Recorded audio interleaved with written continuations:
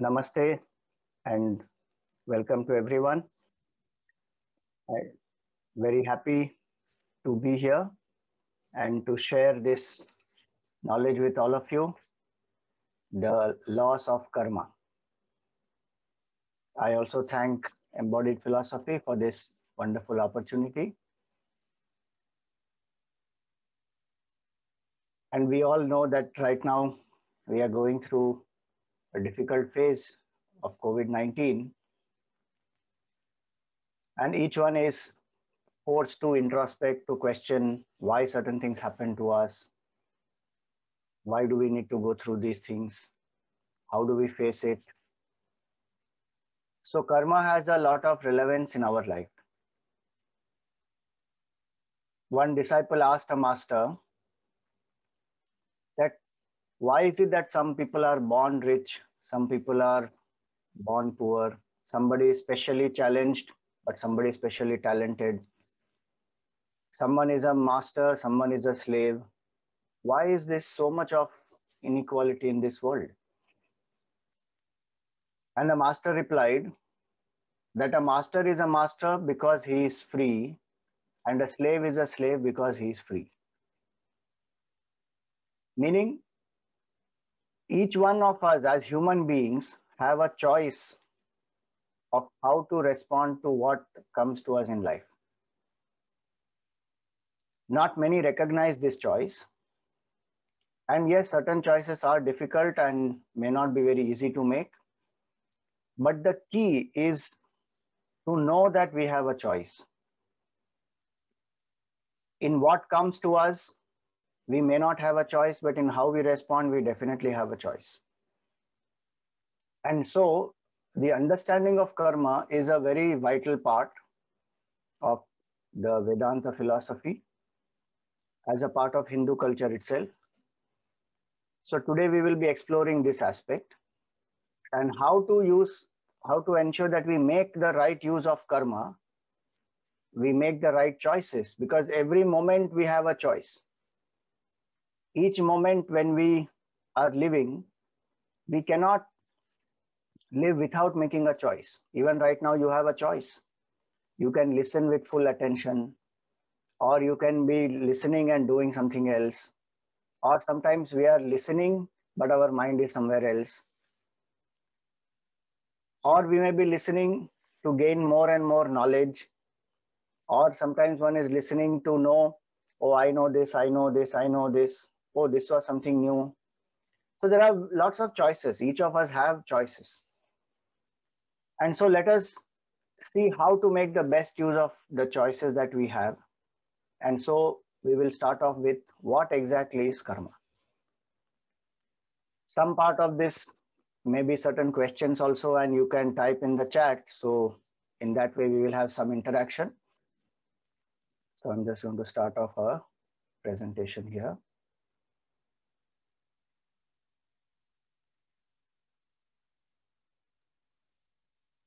So karma.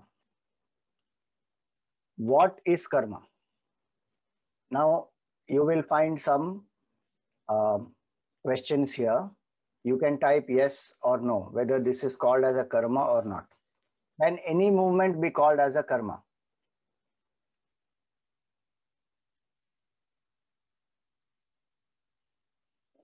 Yes and no. No, no. Yes. Yes. Majority say yes. All right. If I sit and think, man, I don't do anything else, but I just think, is it karma? Yes. No, no. It can be. Yes. Yes. It's a choice.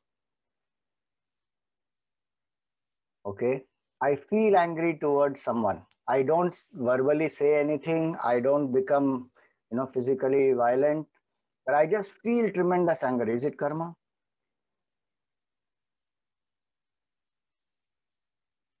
Yes. No. Yes. Any action is karma. Okay. In daily life, our very existence, there are lots of organisms which get destroyed by when we eat, when we walk, when we breathe. Is it karma? Yes. No. Okay. I don't do anything, but I instigate somebody else to do it. Is it karma? Without a doubt, yes, yes, yes. Somebody has said no. Some people say no. Okay. In sleep, I kick my neighbor. Is it karma? No. Yes, yes, yes. All right. Thank you for your responses. Quite a few of you are familiar with karma. So here it is. Karma is equal to action done with BMI. BMI means body, mind, intellect, plus intention, plus doership. This is the equation of karma. Any action which is done with an intent and there is a conscious sense of self-awareness that I am doing it, that action is called as karma in Vedanta. So intention determines the quality of that action and the doership determines whose karma it is, so that the result will go to that entity. This we have to keep in mind. This equation we have to remember. Karma is equal to action with BMI plus intention plus doership. Now, if we go back to those questions with this equation in mind, then we have to think, can any movement be called karma? No. Any movement cannot be called karma. It is only a movement. It is not karma. Because there is no intention in that. If I sit and think, is it karma? Yes, it is karma. In fact, it is much more powerful karma. Thinking and feeling are subtle karmas which then manifest at the action level, which is grosser. So, and today with science, we also know that, so many of our thoughts, they manifest onto our body also. They create responses in our body. Stress, worry, tension, anxiety, same way. Happiness, love, care. So those hormones release serotonin or cortisol or oxytocin, dopamine, all these, they release in the body because of thought. So many diseases are psychosomatic today. So if I sit and think it is karma, yes. If I feel anger towards someone, I don't do anything, that is also karma. And it does have an effect on us. So that result has come. In daily life, we know unknowingly destroy many living organisms. Is it added to my karma? Now, if we go by that equation, there is no intention to destroy any life there. So it is not added to my karma, but yet our culture says we should always be sensitive towards the environment around us. Because by our very existence, we are consuming resources of the environment. So we need to replenish. So one has to ensure that, sorry. So one must ensure that the planet does not get depleted because of our existence. So we need to take care of the environment also. So karmic account, it is not added to, but it is a part of our responsibility to be eco-friendly, environment-friendly. I don't do anything, but I instigate someone to do something. Is it my karma? Definitely it is one's karma because there is an intention and there is a doership. In sleep, I kick my neighbor. Is it my karma? It is not my karma because there is no intention and there is no doership also. In deep sleep, as a physical response, one may just sometimes kick. So technically, that's the answer, that it is not added to my karma, but practically it actually depends on what your neighbor thinks. If your neighbor thinks that you kicked with intention, you may get a kick back. But if your neighbor thinks that it's all right, it's a habit, you have a habit to kick in the sleep, so you did it, then one may ignore. So this is the equation of karma. Action done with BMI plus intention plus doership. So karma is the action, karma phala is the effect. And this karma is the very fact, very cause because of which our whole life We are today born, going through certain things in this world because of our karma. It's an expression of our karma. If today's life is an effect, there is a cause to it. And today's life, when it becomes a cause, it will be the effect for creating a future. So those who believe in cause and effect, they will have to believe in karma, because otherwise life becomes absolutely random. If cause and effect is removed, then there is no science, there is no development, there is no logic, there's nothing. It just is chaotic. Randomly, anything is happening. So if I sow a mango seed, I may not get a mango. I may get some apple, or I may get some, bitter gourd, anything I may get. But that's not what we see. There is a lot of play of cause and effect, and that's why we say that there is a certain aspect which is called as karma. It is not a chaotic, random universe, and it is applicable universally. Some people ask that, does karma apply only to Hindus? No, it applies to everybody. It's like law of gravity doesn't apply to only people who know science. It applies to everyone. Whether one knows or not, there is law of gravity and it is going to affect. So in the same way, karma is universally applicable whether one knows it or not. And hence all the more responsibility for us that we should know what is karma, what are the laws of karma, because how we live our life here, that depends on this clarity. And is it not true that many times we wonder in our life, why did this happen to me? I was so good to people. Why did they behave this way with me? Or, many times we wonder that why these physical challenges I am having, or why am I not able to achieve a certain success? I am putting so much of hard work. And certain times we see some people achieving so many things just very effortlessly. So how is all this happening? So those questions do come in our minds. And that's why it is very important to understand what is karma, how does it work. So now we have understood basic aspect of what is karma. Now we will go into the 6 laws of karma. These laws have been derived from the Hindu philosophy, specifically Vedanta also. And so we have made it in the form of 6 laws so that it's easier to understand and remember and apply also. So for each law, we will see the application also, so that we know that it is not just a theoretical concept. It is a thing which can actually change our lives. So the first thing we know, action is anything done with a sense of doership through our body, mind, and intellect, meaning action, feeling, and thoughts. Mind is a domain of feelings and intellect is a domain of thinking.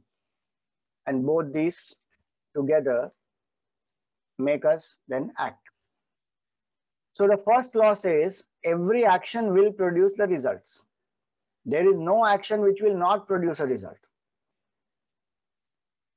The Newton's law, the third law of Newton is action produces equal and opposite reaction. So same way here, every action has to produce a result, because if there is a cause, there will be an effect out of that. If I have done something and there is no effect out of that, or I will not get the effect of that, then again it becomes random that which cause will produce effect, which will not produce effect. Also, one is not sure, then one can't operate cohesively, logically. So every action will produce a result. And by action, we mean physical action, emotions, and also our thoughts. All these 3 will produce the results. Sometimes people say, Swamiji, I got angry towards that person, but I didn't do anything, So to that extent, it is great. One didn't do anything to the person, but the effect of that anger is there on oneself.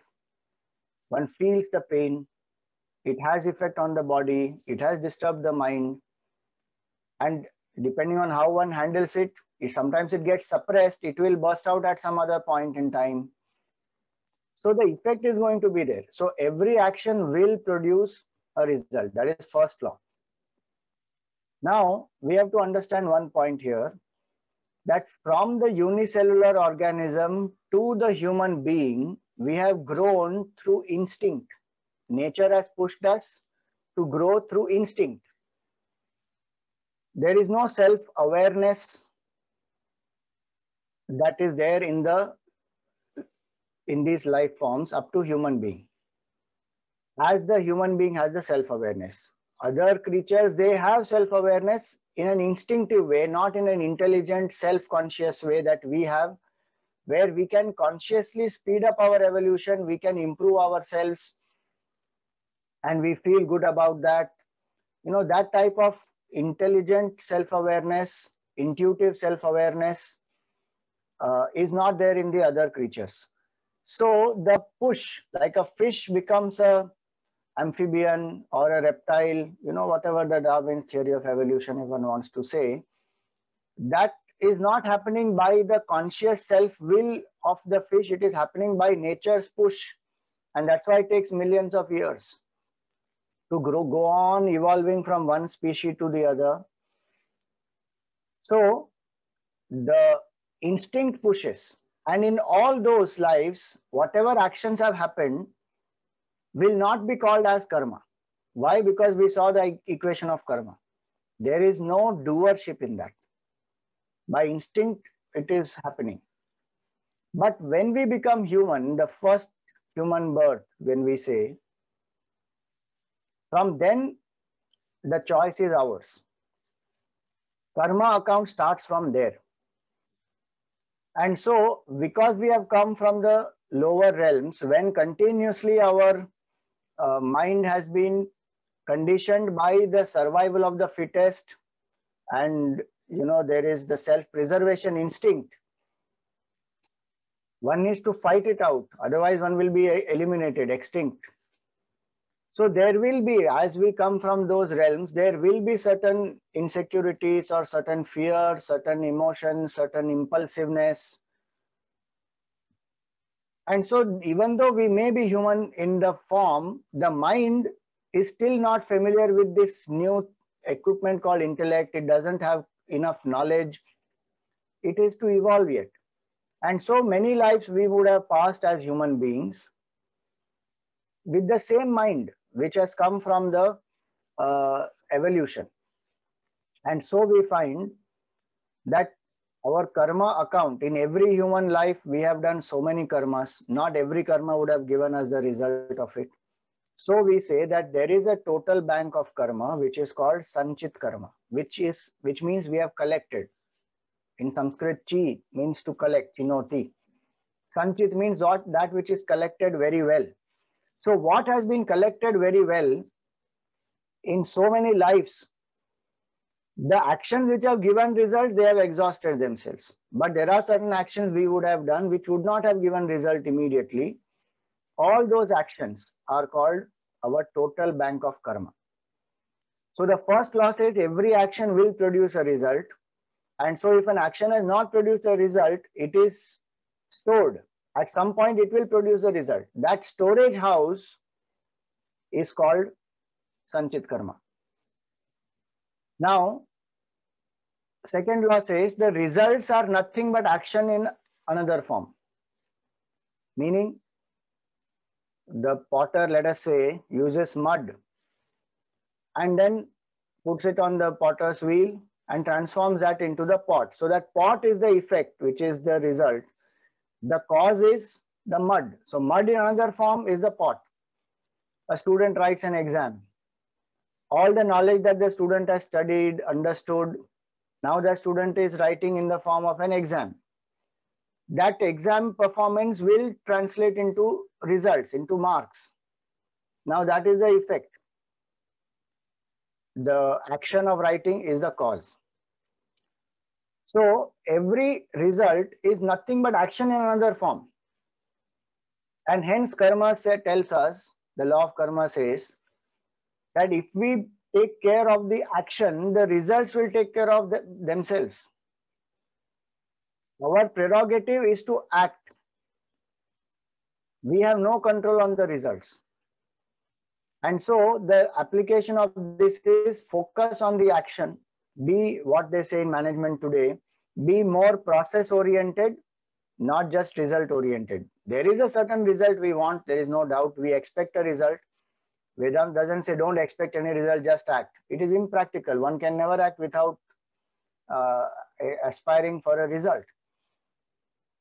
But then what Vedanta tells us is don't be insistent on the result, because that will produce anxiety. You have a goal in mind, have a result in mind, and then put all the energies on the action, saying that how will I improve my quality of my action? If I move, if I ensure that, my result will manifest. In management today, they call it as total quality product. What is total quality product? Where every step there is quality control and quality check done, the eventual product which comes out is a total quality product. And that total quality product comes from a total quality mind, TQM it is called. That total quality mind has excellence, has high standards, no compromise, ensures that the focus is on the action. And today this philosophy, this is one of the most beautiful verses in the Bhagavad Gita also. Karmanyevadhikaraste ma phaleshu kadachana. Second chapter, 47th verse. Beautiful verse. Many people misunderstand that verse and they say, you have the right only to act, you have no right to the results. Because they translate the word adhikara as right. Adhikara doesn't mean right. Adhikara means the qualification in Sanskrit. So human beings have only the qualification to act consciously. Human beings cannot control the results. Luckily, if we could control the results, there will be complete chaos in this whole universe. No, results only will manifest. Because two teams want to play, both have control on the results. Who will win? Luckily, we don't have control on the results, and the results come by the laws of the universe. So the point to understand here is this: focus on the action. Karma philosophy is not to make us escapist. It is to focus on the action, to give responsibility to us, back to us actually. We may like to blame anybody, but it is our responsibility. Here is a very beautiful video of how this philosophy is being applied. I have just taken one example of MS Dhoni and how he speaks about it, that before a match, how does he prepare himself?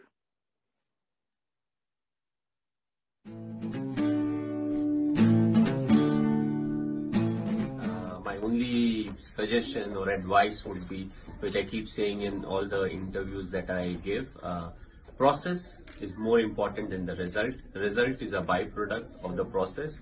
But in today's world, we are so much focused about the result that we get away from the process. So take care of the process, take care of all the small things, and eventually you'll get the desired result. We always keep complaining, oh, we should have gotten more and all of that, but it's actually the byproduct of what we have done. So if you prepare well, if we execute well, and if you're honest to ourselves, more often than not we'll get the desired result. If there's a shortcoming, it's always a learning. It's all the best. So that's an important point. If there is a shortcoming, there's always a learning and one can always improve. So karma really empowers us. We don't become victims and we don't become helpless. So first law, every action will produce a result. Second law, results are nothing but action in another form. Now, third law, the results are governed by time and cosmic laws. So we know that every result doesn't come immediately. Like, Swami Chinmayanand used to give us this example that mango, seed, coconut and tomato, let us say all these are sown in the soil. At the same time when they are sown, they are given the right manure, water, sunlight, everything that they need. But all of them will not give the fruits at the same time. Each one will give fruits at their own time and pace. But the fruits will come. In the same way, when we do certain actions, every action doesn't produce results immediately. So the results are governed by time. Some results come immediately, some come after some time, some come after a few years, some come even after a few lives. And so we should remember that law of karma is that which transcends lives. It is what we carry with us forward. That total bank of karma, I will come to that how we carry forward the karma. And that is why when we are born, some are born poor, some are born rich, some are born talented, some are born ordinary, some are born specially challenged. All these variety which we see is because of that karma. And hence, the results may come at any point in time, but the results will come. Some people think that because the result didn't come, they have escaped from the result, and so they think that we can do anything and get away with it. That is very shallow and a narrow standpoint of life. The results definitely will come. There is no question about the results not coming. The only issue is sometimes we feel that, oh, the result should have come by this time. Why it did not come by this time? But there will be reasoning behind it also. And so, just like there are cosmic laws externally, law of gravity and motion and electromagnetism and all that, which we have to understand the universe and how to function in the universe. Same way, there are internal laws, which are the law of karma, the ethics, morals, values. And we see the impact of it on our mind, on the society, on our body, when we follow certain things, when we don't follow certain things. And so it is that we must learn these laws. Now, 3 laws we have seen. Results, every action will produce a result. Results are nothing but action in another form, and results are governed by time and cosmic laws. What is the role of God in this whole thing? If many people say, you know, I don't believe in God, I believe in karma. I believe in action, my action will give me result. Because it's cause and effect, simple. I don't need God in this whole picture. Vedanta says, think about it. God is the cosmic intelligence who made these laws. Even science accepts there is an intelligent cause of the universe. It is not, you know, just randomly anything has got created. There is so much of intelligence everywhere. And, you know, the anthropic principle, they say that so many factors have to be exact precision for even life to happen, or for the universe to exist, or not only life to happen. If the speed of light is not a certain speed, universe can't come into existence. If law of gravity is not functioning the way it is functioning, it is not possible. So many such laws, even scientists say that there has to be an intelligent cause behind the universe. And that intelligent cause, in philosophy, we may call as reality. In science, they may call it as truth. In religion, we may call as God. Is a cosmic intelligence who is behind the cosmic laws. And as per those cosmic laws, the dispenser of fruits of action is the Lord. So as you sow, so you reap. If that is the saying, then who ensures that as you sow, so you reap? Because a law, first of all, cannot come into existence on its own. There has to be an intelligent, sentient entity who is creating a law and then who is enforcing it also. Otherwise, the laws don't exist.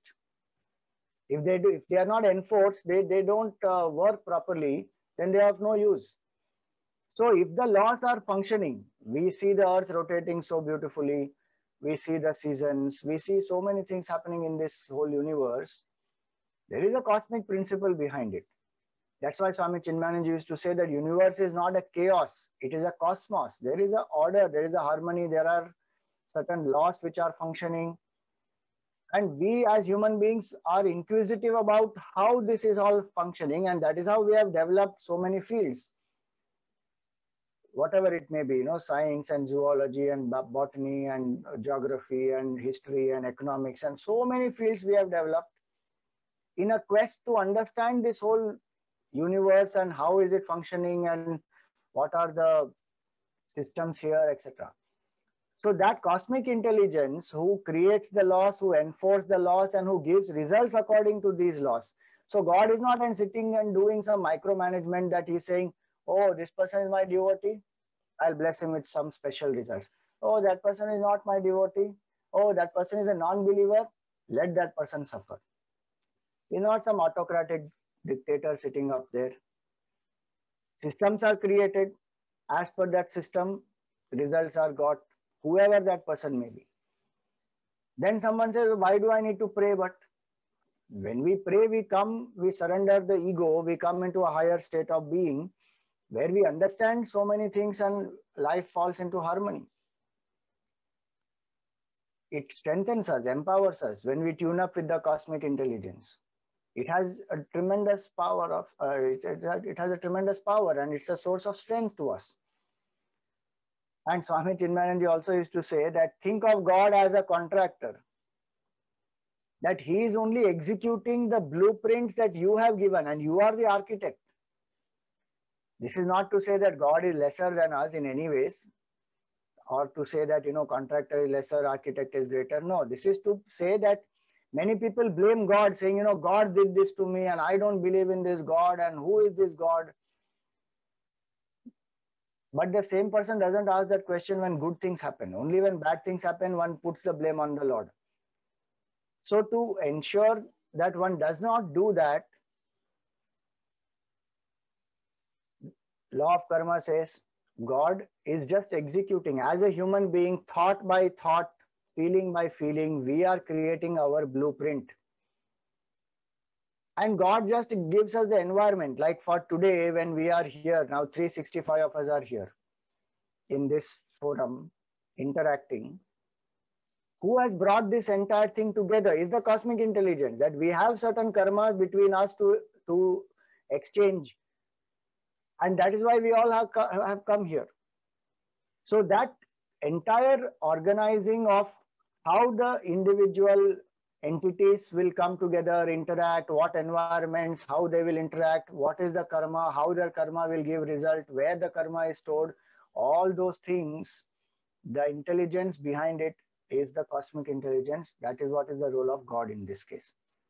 And so when we understand this, what is the application of the third law? Third law says results are governed by time and cosmic laws. So now we come back to our total bank of karma. Suppose our total bank of karma is, let us say, 10 lakh karmas. Out of that, if 1 lakh karma are ready to give us result, we need a human body or any form, actually, plant, bird, animal, whatever form it is. That karma is called as the prarabdha karma of that entity. For that lifespan, that karma, that body will last. So to exhaust that 1 lakh karma, suppose I need 30 years. Then when those 30 years are over, in that process, 1 lakh karmas get over, that body will drop. No matter what is the condition of that body.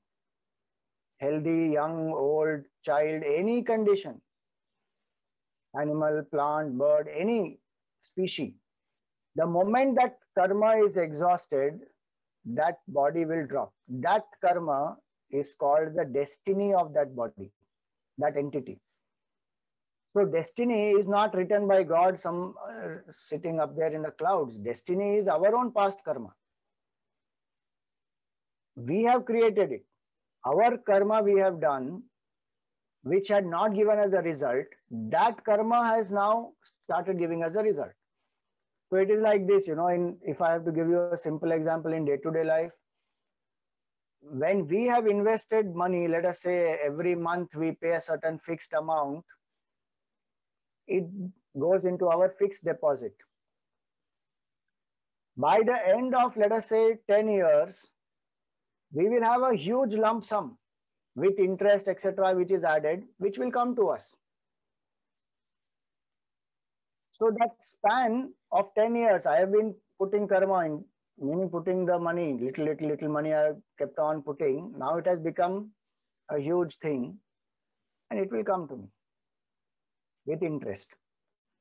So that's a worldly example here to make us understand that how my own past karma, when it is ready to fructify, it will give result. Or suppose we say that we have invested a certain amount and kept it in the bank for 5 years. I don't keep on adding. I just invest and keep it for 5 years. At the end of 5 years, it will come back to me with so much of money, with more added interest. At that time, I may say, oh, wow, this is such a great blessing. From where did it come? Are you only invested it in the past. We may forget it. Same way, we must have done certain karmas for which we are now reaping the results. And that is called as the destiny. So in Vedanta, destiny is not written by God. Destiny is our own choice, our own free will. And which is why Vedanta tells us that we must take charge of our life. We cannot blame anybody. We can't say, Swamiji, I was born in this place, I bound to such and such parents, or I was born in a poor condition, I was not given these things, or these wrong things happened to me. We can blame nobody out there. We will get what we deserve, and thought by thought, feeling by feeling, act by act, we are creating what we deserve. So we have to become very conscious. The country, the place, the environment, we can't blame anybody. A lot of parents, a lot of people just say, the children, they say, we didn't want to come into this world. Parents brought us into this world. That is a myth. Without you being there as an entity, you will not land up in this place. It's not a biological process that, the child is just created. That's only the body of the child created. The entity who is functioning through that body has had karmic connections with those parents. That's how it is coming through them into this world. And hence, karma is not a pessimistic view. It encourages us to take responsibility of our lives and our actions and say that I am responsible for my life predominantly. There are karmic responses, no doubt in that, but predominantly I am facing what is my karma. It is not somebody else. Nobody can pay the price for somebody else's karma majorly. It should be in my karma to deal with that, otherwise it will not come to me. So we need to then know that we cannot victimize ourselves here. No matter what happens in life, there is some reasoning behind that. And hence, what should we do? We should live in the mindset of a hero, not as a victim. That I am who I am because of my own past, and it is certain things I am facing because there is some karmic reason behind it. I may not know exactly what is the karmic reason, and I need not even know. If I want to know, I can know. Past life regression, etc. is there to know, but I don't need to know. This much knowledge is enough that there is some reasoning behind it because there is law of cause and effect functioning. So one who understands this will start asking the question, how to face life. One will not say, why me? One will say, how? If this has happened to me, fine. Now, how will I respond? How will I face this? A business loss has happened, some heartbreak in a relationship has happened, or right now COVID situation is there. It is natural we may feel dejected, or we may feel constricted, limited, we may feel inhibited. But the point is, as a human being, today I have a choice. I can victimize myself and beat myself up, or I can learn how to face it with much more courage, strength, resilience, maturity. So karma really makes us resilient. That we can fight and we can bounce back. And it is not that the past has to repeat itself. No matter what I have been till yesterday, from this moment, I can be a different person. Thought by thought, if I keep changing myself, my whole life is changed. Karma is that empowering knowledge which can change our life. Some changes may not be very easy, but if we do our efforts, if we persist, if we do our actions persistently, the results will manifest and the transformation will happen. And so it is that when we apply third law, results are governed by time and cosmic laws. We must study these cosmic laws. Vedas, they reveal these cosmic laws to us. And once we are understanding the higher and deeper laws of life, we can learn to tune up ourselves and live a much more productive, positive, peaceful life, experience happiness moment by moment. Fourth law says the doer is the experiencer of the results. The doer cannot escape the results. It may appear that one has escaped the result, but one will never be able to escape the result. One may escape, CBI, FBI, CIA, any of these, one may even manage to escape. But law of karma, one will never be able to escape. It will catch up. Even Gautam Buddha said it, so many great masters have said it, that law of karma, it will catch up because it just, even in simple language nowadays, people say, what goes around comes around. It's like a boomerang. And so, in the present birth, we are facing the result of our own past. In future, we will face the results of our own present actions. So there, the line there, the second line there, in future, we have to face the results of our own present actions, it should be, not past actions, sorry. It should be present actions. So my today is going to create my future. My yesterday has created my today. And so karma empowers me in this present moment. That how will I respond? Because my future depends on that. It is not completely destined. Certain things are destined to come to me because of my past karma only. I may have to go through certain success in business because of past karma, some great relationship, past karma, or some accident, past karma. But how I will respond to it, that is my present choice. And so we must live righteously and nobly, understanding the deeper laws. And the simplest way is do to others what you want them to do to you. That's it. The right and wrong becomes very clear. Ethics become very clear. The moment I put ego out of the situation and I see objectively, how would I like to be treated? With love, compassion, honesty, integrity, care, forgiveness, then I must behave like that. We don't live values for others. We live values for ourselves. So the doer will be the experiencer of the result. When we understand this deeply, then we come to know that we are alone to face this situation, to face our karma. There may be people in our lives, but yet each of us is also having our own journey. In our literature, there is one very beautiful example of a dacoit called Ratnakar. He used to rob people, he used to loot them, he used to be violent with them. Sometimes he would kill them also. And one great Rishi, Naradji, when he met him, he tried to rob that Rishi also, that saint. The Rishi said, you take whatever I have. He had just one stringed instrument called tambura or like a lute. He said, you take it. And he had no fear. So Ratnakar said, I'm going to kill you. Are you not scared? He said, no, I'm not scared. You should be scared for all the negative karma you are accumulating for your life. So he said, I am not doing this for myself. I'm doing this for my family. So the saint said, why don't you go and ask your family? Will they share this negative karma with you? Ratnakar said, yes, of course they will share. So the saint said, go and find out.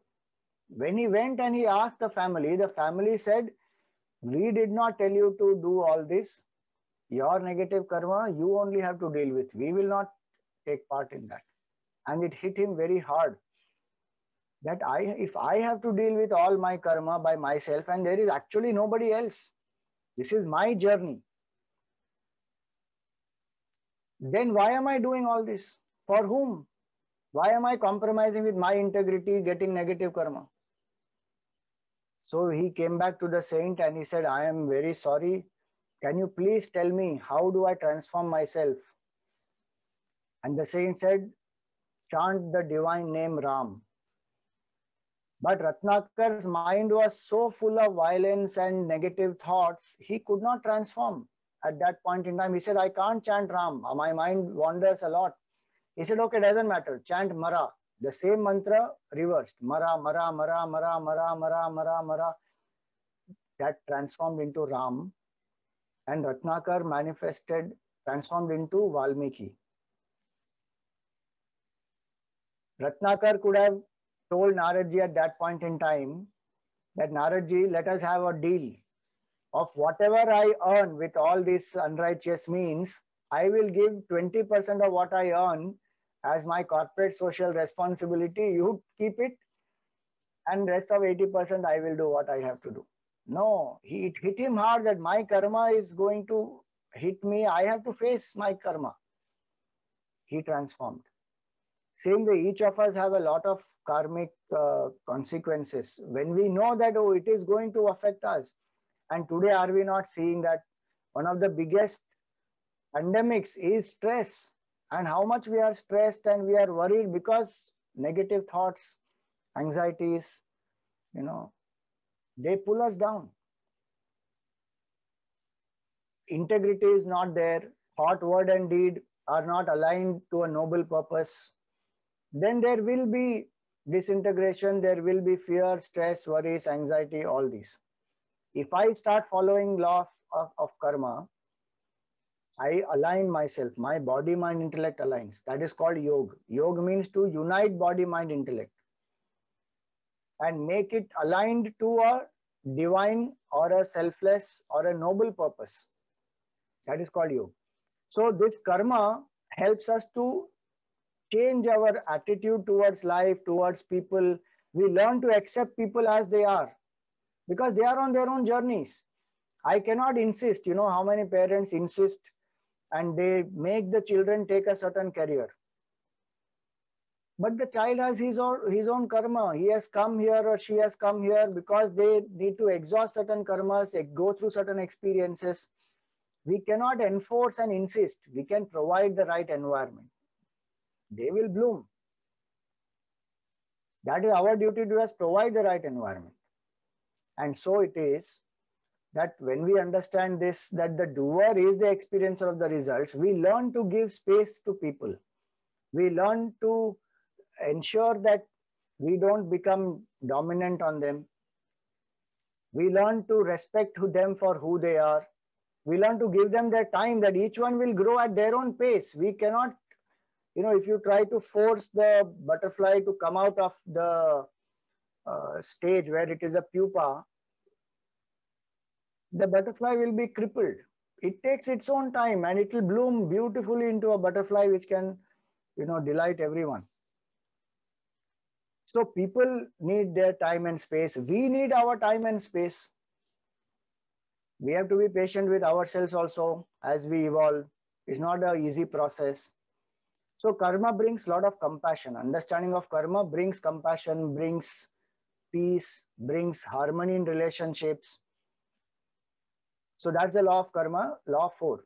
Law 5 says every action produces two types of results. One is a visible result, one is an invisible result.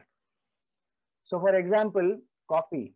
If I want to drink coffee, I've never drunk coffee, let us say, and the first time I drink coffee, then the visible result will be the taste of coffee at the body level.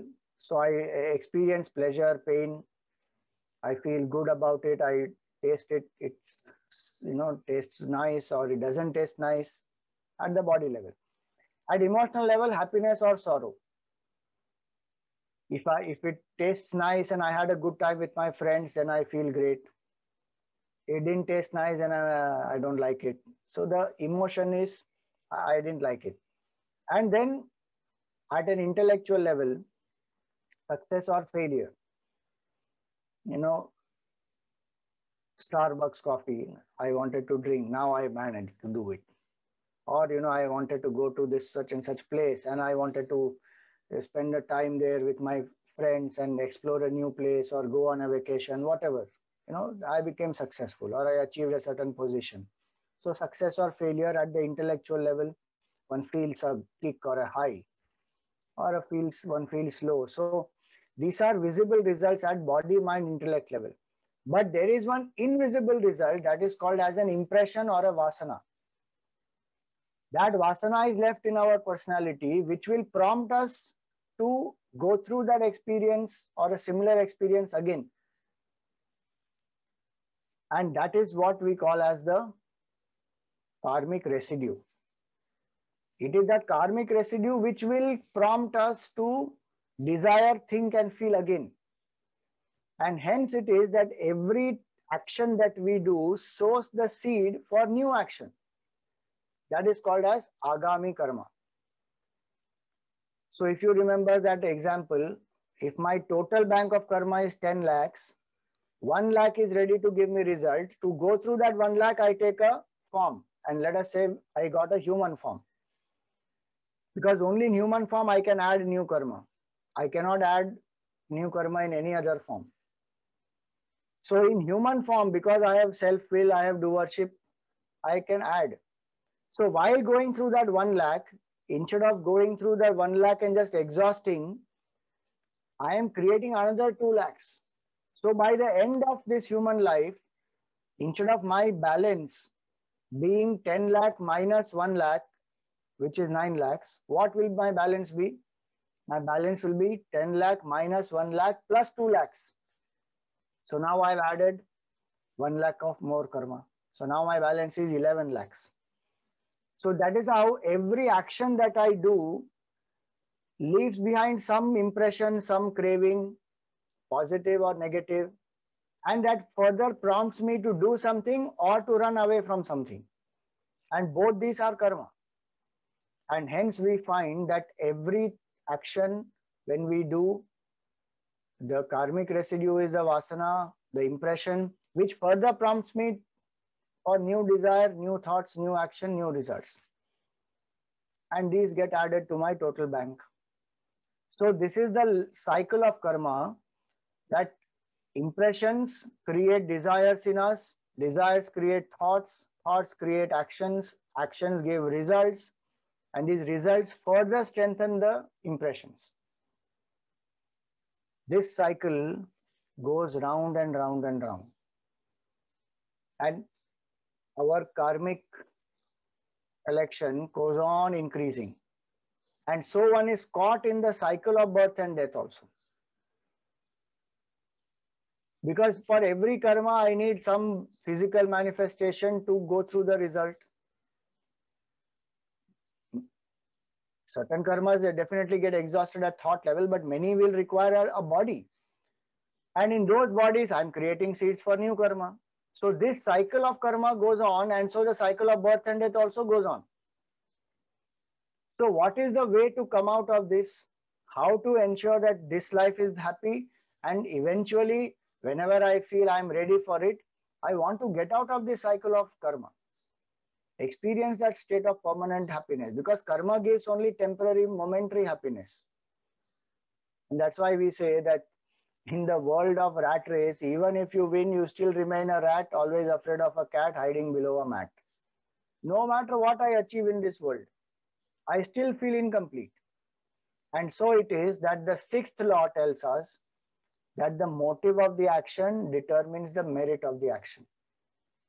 What action is good or bad is not determined by the action itself. It is determined by the motive, why that action has been done, the intention.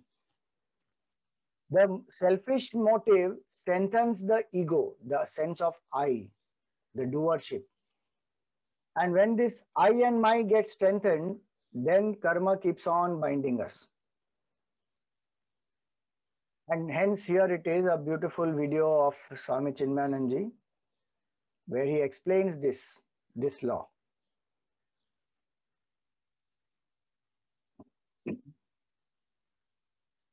An action is good or bad because of the motive or the mental attitude of the doer.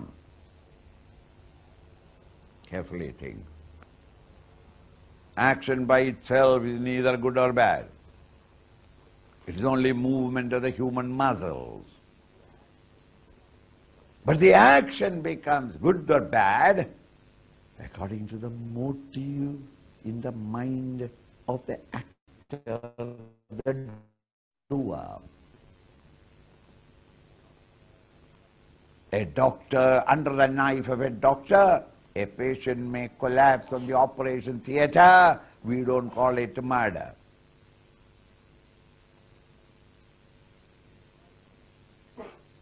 Why? Because the doctor's motive was to save the patient and bring him back again to his feet so that he may continue healthy life in the society. When a mother is giving 1 or 2 slaps to the little baby to discipline him, it is not a harm done. It is only to save the child from being kicked by others in the streets when he grows up. He's been taught to discipline, be less selfish. See?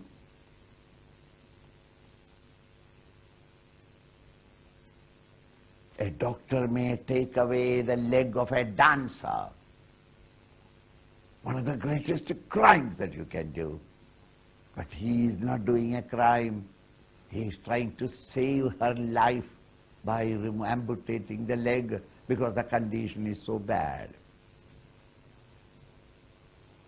Okay. So don't judge, nobody can judge an action by the action alone. We must consider the motive and intention in the doer. Recognizing this principle, here it is that the teacher is giving us the art of action. Act, every one of us will, whether we like it or not. The world will force you to act.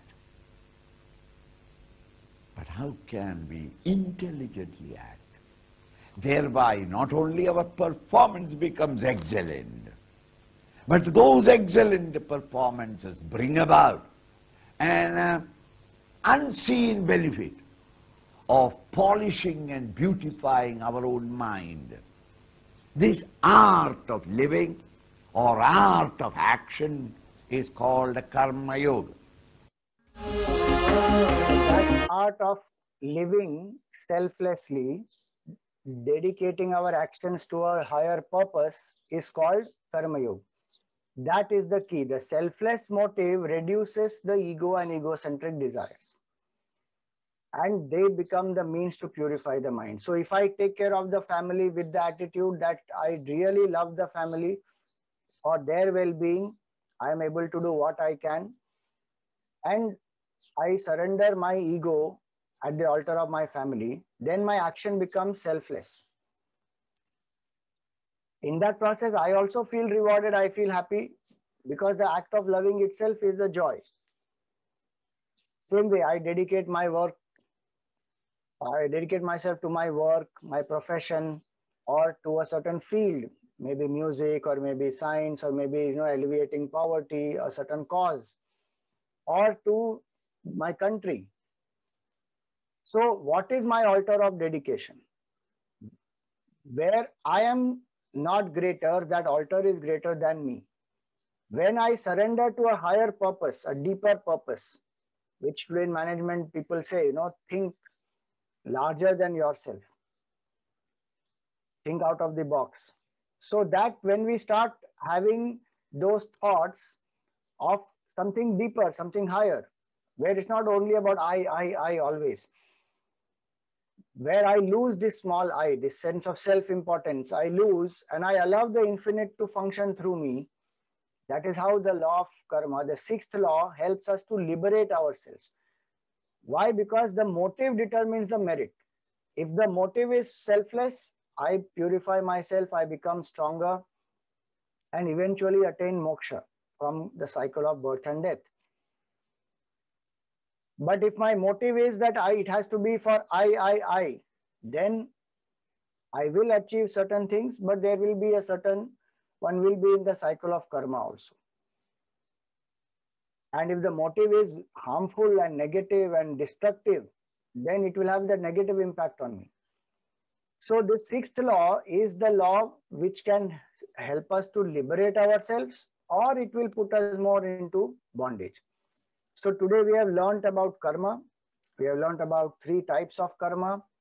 We have learnt about 6 laws of karma. So karma equation is karma is equal to action done with the BMI plus intention plus doership.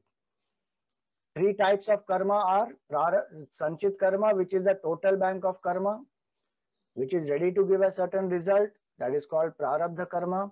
And while exhausting that prarabdha karma, I am adding new karma, that is called agami karma, which is added back to my total bank.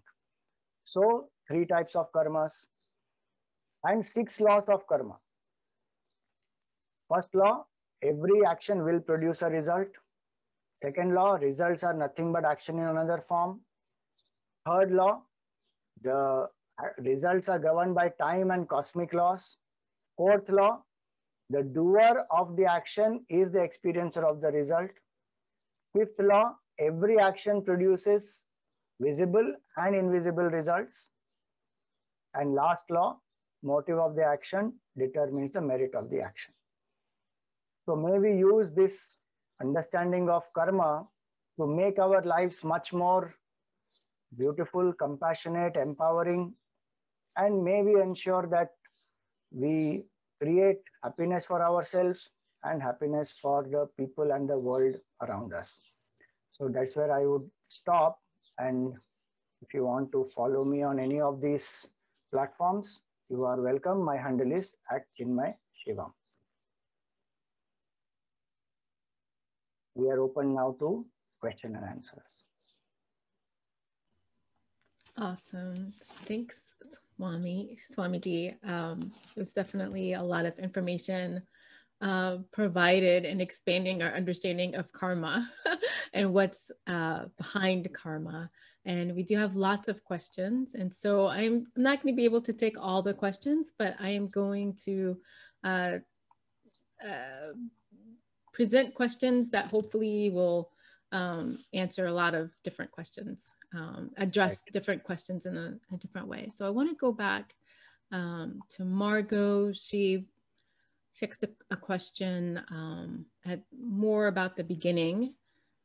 She asked, can you talk about the mechanisms of karma, how it functions? For example, how does karma remember karma items from 10,000 lives ago and affect you, or maybe your incarnation this time around?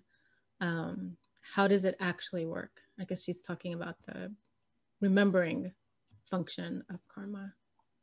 Okay. So in Vedanta, we say that we have 3 bodies. This is only the physical body.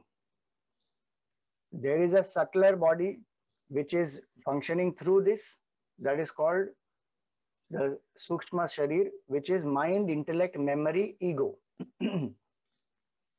This memory is called Chitta. This Chitta stores the karma. And the third body that we have is called the causal body, where the impressions of karma are stored. The invisible impression, what we spoke about, those invisible impressions are stored, which will manifest as desire in the intellect, thoughts and emotions in the mind, which will also manifest as memories, and the sense of doership, that I am doing it. So when we drop the physical body, the death happens only to the physical body. The memory is a part of the subtle body. All the aspects of subtle body, causal body, they are carried forward. And it is the same subtle body, causal body, which is the repository of all the experiences that goes into a new body. So, and that's why the karma of many lives also we will get the result, because the entity is the same. So in today's life, the example becomes very easy to understand. Suppose you buy the new let's say iPhone 12 Pro Max. You take the SIM from your old phone and put it into the new phone. Now, if you have stored anything on that SIM, that carries forward into the new phone. So that's how the karma gets carried forward life after life, because the entity is carrying it with itself. Awesome. Only thing is the memory gets reorganized, so we don't remember, luckily. That's the only advantage, actually. If we want, that's why we can do past life regression and know. Mm-hmm. Awesome. Thank you so much. And a question that has come up in various forms is, what if you don't know, or that you're kind of, you're deluded as to thinking that your actions are good, but maybe they are not? Is there a way to make sure, like with the karma, what kind of karma would be generated if you're believing that you're doing good and you're still acting selfishly? See, whether I know or not, the result will come. Intention definitely matters, no doubt, but ignorance of the karma or the loss of karma are not going to spare me, which happens in the world outside also. Suppose I don't know what is gravity, I jump, I will get the harm. The result is going to be there. I will hurt myself. So I may be deluded into thinking certain things. There, my responsibility is to gain clarity. 1. 2, if I say that I didn't know at all, then that is again not an excuse. And 3, now how do I know whether something is right or not? That we learned. The simple thing is, take yourself out of the situation and think whether I would like to be treated like this, what I'm going to do to somebody else, whether I like to be treated that way or not. So do unto others what you want them to do to you. That is one simple way to understand. There are deeper ways. One has to study the scriptures, understand values, ethics, and then come to live life by that. Then one would know. Thank you so much. Let's see how the laws are just connected to one another. I have a question from Hanuman earlier. Other species like apes, whales, and dolphins clearly exhibit conscious intellectual choices. Do these animals also own karma? So that's the thing. The evolution is there. So we do see intelligent expressions there. And we do feel that they show certain heightened sense of awareness also, and the heightened sense of choices also. But as I said, the human being has the maximum self-awareness, full. So from Vedanta standpoint, we say that all the other species are only exhausting their karmas. They are not adding new karmas. Though they are making conscious choices, the self-awareness and the sense of ego that we have is not there in that way in them. And hence, we are not able to, and hence they are not adding new karmas. We are adding new karma. This applies also when in Vedanta, when we say this applies to species higher than us also. There are phenomenal forces who are personified as Indra, Varuna, Vayu. They are called Devatas. Devatas also cannot speed up their evolution. They have a heightened sense of self-awareness than us, but they don't have that freedom. The key here is freedom. And that freedom brings karma into play. Human being has the freedom of thought, belief, faith, action. That freedom is not there in other species. So whether they are higher species or lower species than human beings, they don't add new karmas. They only exhaust certain karmas, which is what Vedanta says. Awesome. All right. Thank you. And I guess kind of going off that thought, based on Sanchit karma, does the rebirth, is it a choice to evolve, to learn, or to grow? So as humans, when we're reborn, is that our choice to evolve, to learn, and to grow? Yes, it is our choice in the sense, because I've done those actions, whenever those results are ready to give me, results are ready that I need to face, then I have to go through it. So it is my past choice. I may not remember when I made those choices, but it is my past choice, because of which there is a specific manifestation in which then I have to go through certain karmas. And that's how it works, that the total karma bank, whatever is ready to give result, for that I will take a birth. So it becomes my own past choice. And so there are a few questions arising, I guess, out of the concept of like predetermination and what you were saying. So how do we know, from Vaishali, she says, if our current life is already Prarabdha, a collection of past karmas, like what you were just saying, how do we know, and how can we change Prarabdha for the next life? And how will we know if it's actually really changed? And so there were a few questions like, you know, what would be the point of praying? Like, why would I pray if it's already predetermined? And, you know, yeah, if you can comment or further expand that. So prarabdha karma is what is destined by my past actions that I need to go through today. But we have the free will of how we will go through today. So the human life at this level where we are experiencing choice is a combination of prarabdha and purushartha. Combination of self-effort and destiny. So certain things are fixed. They are called prabal prarabdha. They are fixed in life, which one will have to go through. Certain things like birth, to whom I am born, which parents I am born, and which environment, which country. Certain major events like graduation or accident or a certain business gain or loss, marriage. These are prabal prarabdha. They are called very strong prarabdha, which I have to go through. But there is also flexibility in how I go through. That is called my purushartha, 1. 2, it is not that every single thought and action is predetermined by past. No. Certain things are predetermined that I have to go through these. But certain things are fluid as I am going through. And that's how I'm able to create my future. And that you are seeing in this life itself, certain things changing. So that's a proof that prarabdha does not limit us. Prarabdha I have to face, but I also have free will. And so just like a person who transforms, you know, a deep, let us say somebody who's a deep addict to certain behavior, certain habits, or certain substance, with great effort, they are able to change. That itself shows that there is a certain possibility that the person is able to put the efforts and change. And that we have to then extend to further lives also, that what we do will affect our present as well as our future. So the human life is a combination of both prarabdha and purushartha.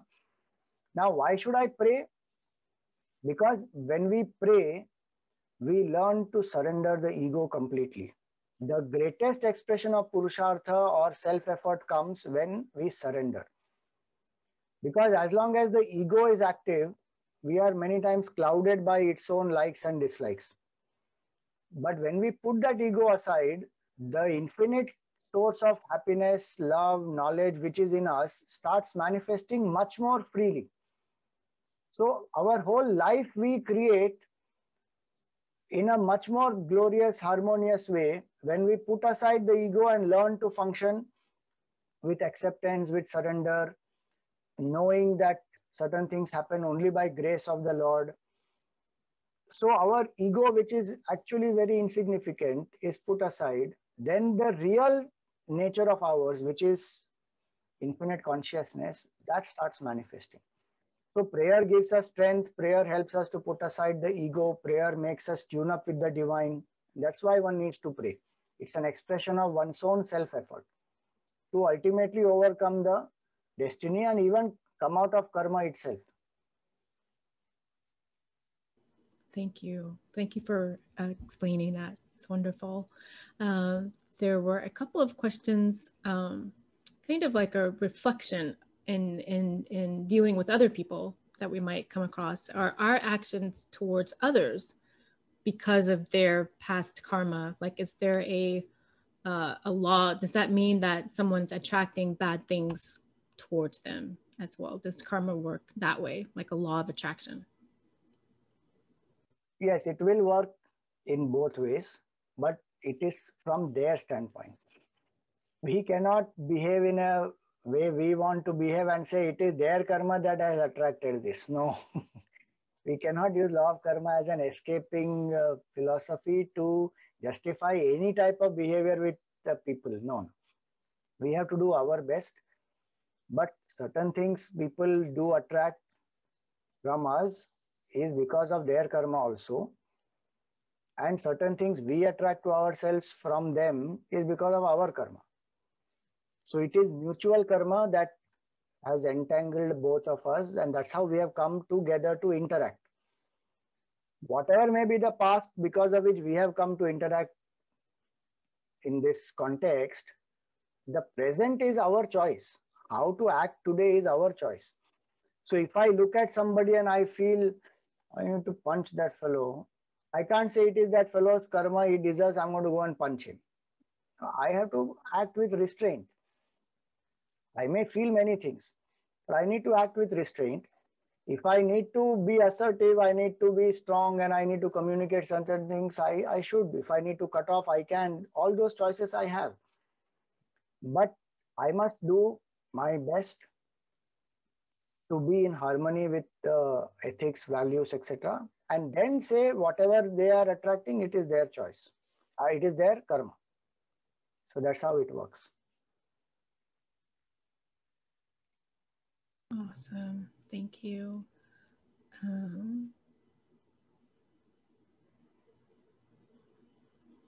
There's a question from Ronika. Swamiji, how to move forward in life when we see right and wrong? Should we not acknowledge these and let people do as they please? If we are not to judge their journey by not acting, we also avoid taking on this karma. But then if we avoid them, then we are running from this karma too. So what do we do? We have to face. There is no, as we said earlier, no, karma doesn't tell us to not face them or to escape. We have to face, and right and wrong, we have to be clear about what is right and wrong. There may be gray areas of right and wrong, there is no doubt. But again, the universal values are there. There are certain things which are universally right and wrong. And it does not depend, everything does not depend on individuals' perceptions. So I will have to face with the understanding, and that's why communication also is important, that we tune up and talk, communicate, and then decide, because we cannot overcome a karma by escaping from it. It is going to catch up. So it is our responsibility to speak, to communicate, and then if it works out, great. If it doesn't work out, then again that choice we have, whether to continue, to cut off, but at least I've attempted. Without attempting, if we, as you said, if we ignore, then it is going to only catch up at some point. So it's not to avoid and ignore. Gotcha. And a couple of questions have come through about karma and Atma. Are they connected? How is karma and Atma connected? And does Atma have karma? So Atma, as the supreme soul, which is infinite consciousness, has no karma. It is infinite. In infinite, there is no duality. Karma comes in the realm of duality. So when there is finitude, then karma comes into play. So Atma as such has no karma. Atma is a presence which enables this body, mind, intellect to function. So it's like electricity empowers the bulb to give light. Electricity does not have light by itself. But without electricity, bulb cannot give light. Same way, without the presence of infinite consciousness, this body, mind, intellect cannot function at all. But the freedom to function is the freedom of the body, mind, intellect, and the individual who is functioning through that body, mind, intellect. So infinite consciousness has no karma, but when that infinite consciousness reflects in this individual body, it takes that is called embodied soul, which is called as Jivatma. So karma belongs to Jivatma, the Mr. So and so, that entity. What we saw in the fourth law, the doer is the experience of the result. The doer is Mr. So and so. Like right now, I am Swami Swatmananda, she is Mika. Now we are individuals. We have karma. But who are these individuals? Infinite consciousness reflecting in one entity, one body, mind, intellect, equipment is the individual. So karma belongs to the individual, which is called Jivatma. It does not belong to the Atma, the disembodied soul, which is infinite. It does not have any karma at all. So to give an example, the sun can be reflecting in 1,000 pots of water. Those 1,000 pots of water, those reflections are like the individual souls. But they all are reflection of one infinite sun only. Now, whatever happens to the reflection, it doesn't happen to the sun. Same way. We are the individual reflections, not different from the infinite. So infinite does not have any karma. The karma belongs to the embodied individual, which is called as the Jivatma. So Atma has no karma. And what about collectively? If we individually have karma, there are a couple of questions about like countries or governments or entities themselves. Do collectives have karma? Definitely. Collective karma is there. And that's why, like I gave the example, that we are here right now because of the expression of a collective karma, that we all need to come together to have this interaction on karma. In the same way, individuals and individual entities come together to form a certain community, a certain country, certain organizations, government, etc. The karma of these individuals has brought them together. So the people of a country, suppose they have chosen, they have exercised their right and they have chosen the government. And then what the government does is the government's karma. And the karma of the people and the government will come together, and that's how the interactions happen.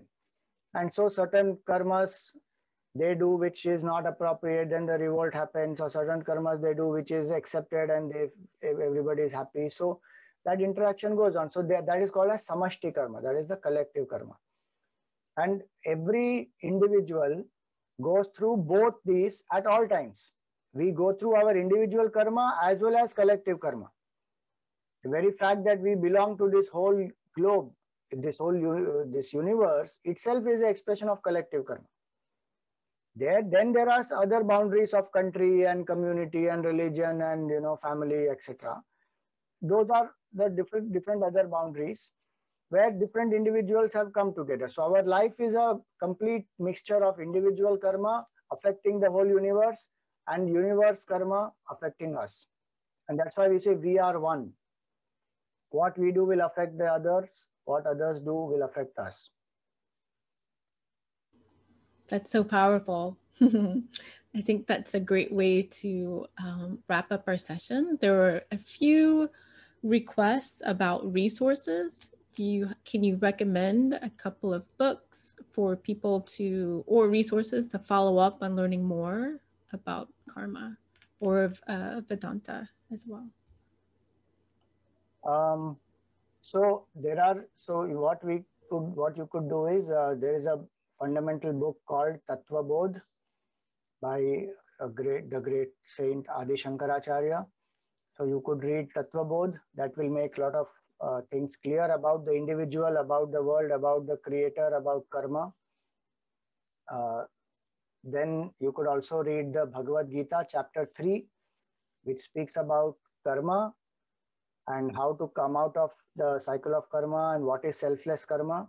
And also Gita chapter 4, which speaks about what is action in inaction, inaction in action. So the deeper aspects of karma, it will speak about. So you could go through these resources. All right, thank you so much. And there's some requests again for your contact information. A few people would like to be able to get in touch with you. Okay, so I will just share that screen again. Yeah, they can contact me on any of these platforms, and my email ID is swatmananda@gmail.com.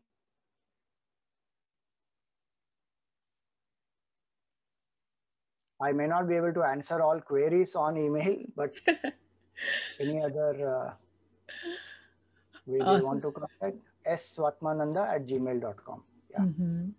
All right. Thank you so much, Swamiji. There's lots of appreciation coming through the chat. And someone said that this has been the best talk on karma that they've ever attended. And the description of it and just the way it was laid out was so clear. So thank you so much for joining us tonight. And we look forward to learning with you more. So thank you so much, everyone, for being here. And we'll see you again wherever you are in the world. Take care. Bye-bye. Thank you, everyone.